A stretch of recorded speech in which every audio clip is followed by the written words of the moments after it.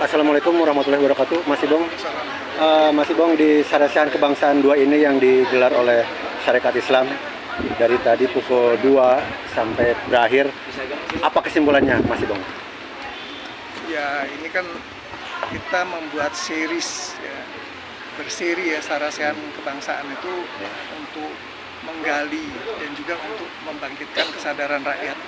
Sekarang ini bagaimana sih keadaan yang sebenarnya dari segi hukum, dari segi ekonomi, apakah semuanya ini sudah memenuhi, apakah ini jauh, supaya rakyat tahu lah. Gitu. Jadi sekarang ini kan kita kemerdekaan sejati itu kan merdeka yang berdaulat gitu. Betul. Kalau hanya merdeka saja secara fisik tapi nggak berdaulat tidak. Yang terakhir Pak Iwan, statement tadi dari Paroki Gerung dan Pak Lanyala itu memang ingin kembali ke Undang-Undang Dasar 45 naskah asli. Apa sikap SI Pak Iwan? Ya, kalau SI kan belum diputuskan secara ini, tapi bahwa Undang-Undang Dasar 45 hasil amandemen itu memang harus diperbaiki.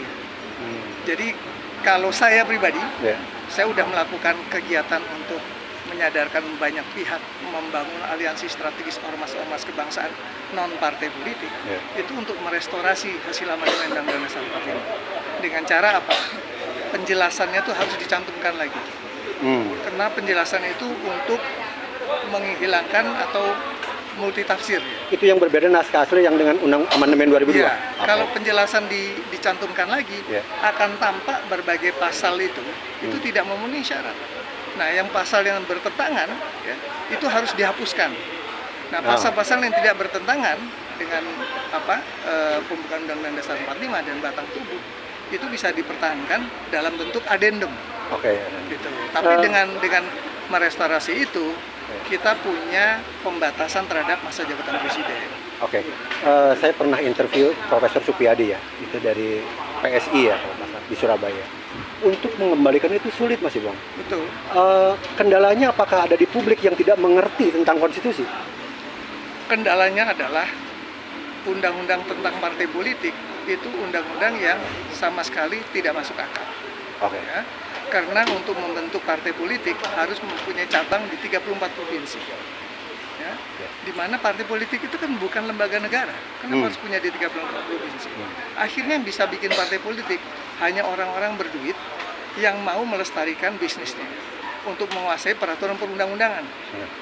Mereka membuat partai untuk kemudian bisa masuk ke parlemen. Akhirnya menghasilkan peraturan perundang-undangan yang menguntungkan bisnis mereka. Ini yang harus kita lawan.